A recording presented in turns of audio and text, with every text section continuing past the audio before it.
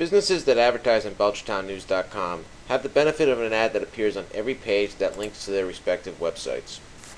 Therefore, a link can be interpreted as a portal to potentially unlimited advertising space for that business.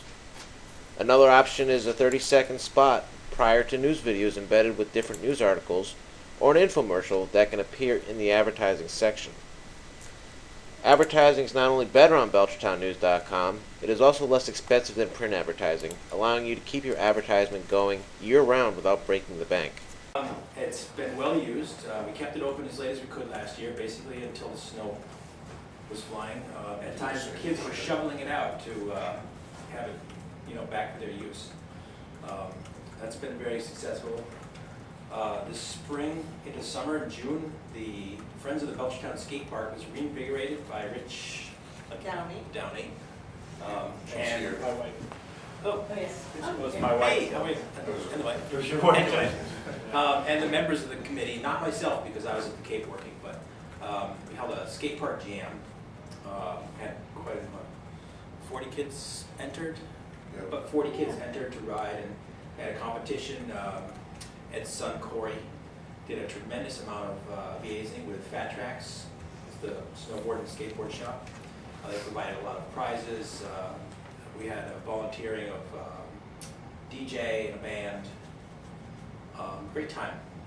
I officially, Connecticut came. yeah, we're from all over it. Kids coming up from the Cape.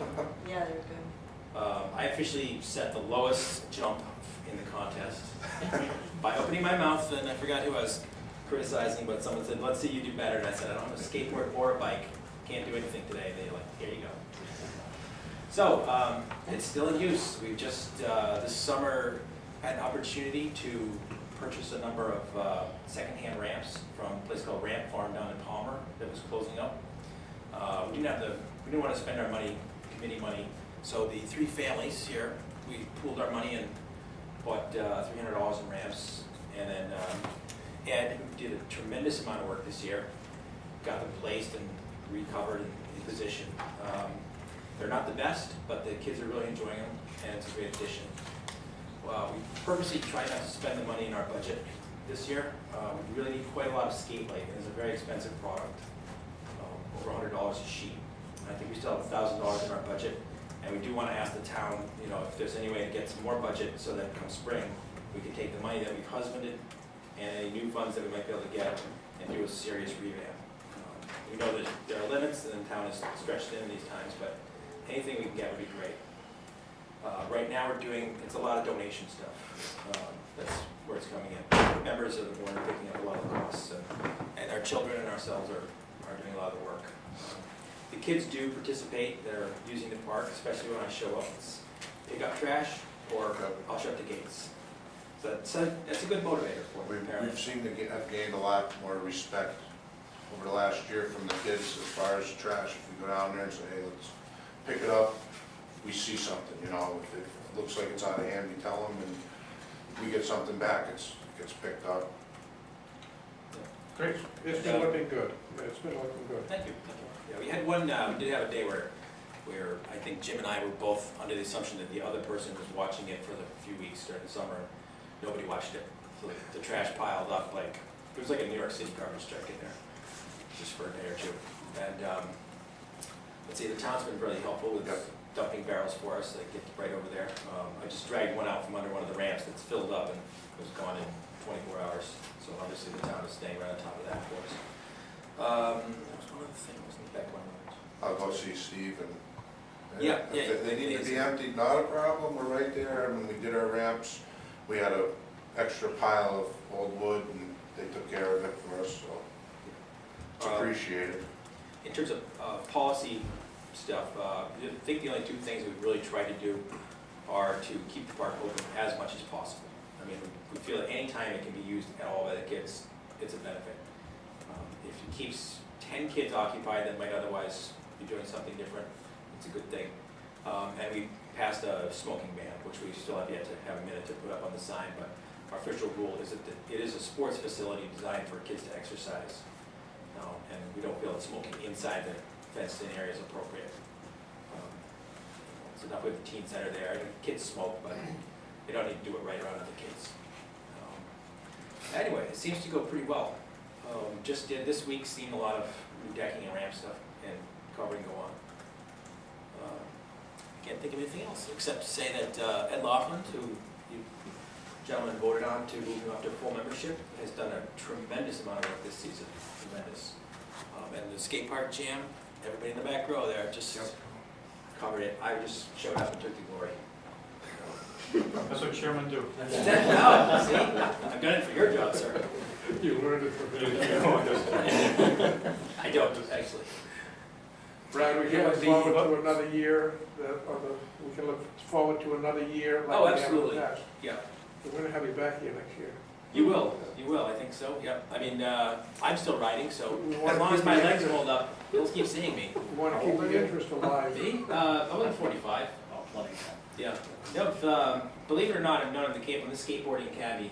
I'm not very good at it, but they know me. Everybody who comes to Provincetown knows that, I've got that pier if you want to catch, so for the guy to skateboard. And I've actually picked children up on and ridden them around, so.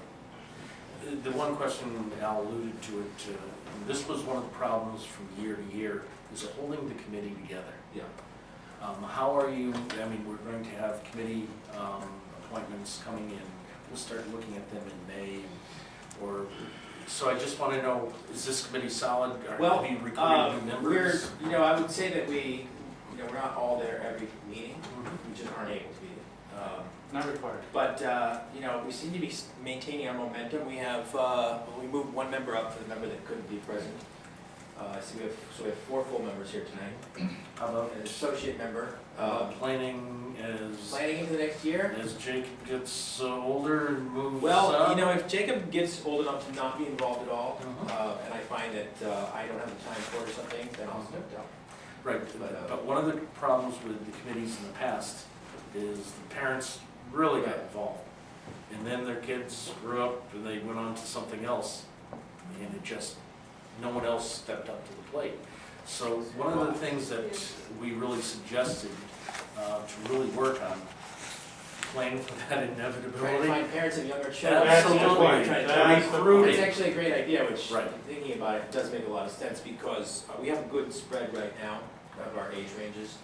And, we have, Ed's son is the next best thing to a professional, Mhm. very involved with fat tracks. My son comes in and out, he can never make up his mind if he's gonna ride a bike or a skateboard. Well, I'll be around for a while, hopefully. My younger son's 7, so Okay. I got 7 and 17. And I don't think the I do it for 17-year-old, glory, he so. can't, it's gonna be a long winter.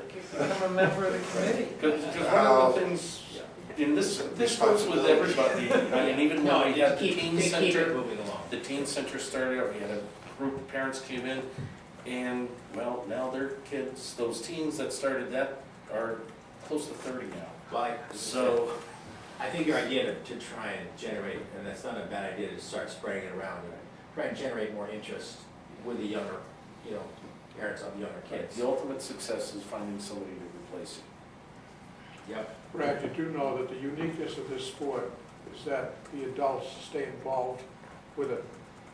Well, this actually is a sport. I mean, if your son plays football, they're gonna play football, they might play it up through the high school level. They're gonna be lucky to play at college. They're probably not gonna be a pro. But this is something I'm riding at 45.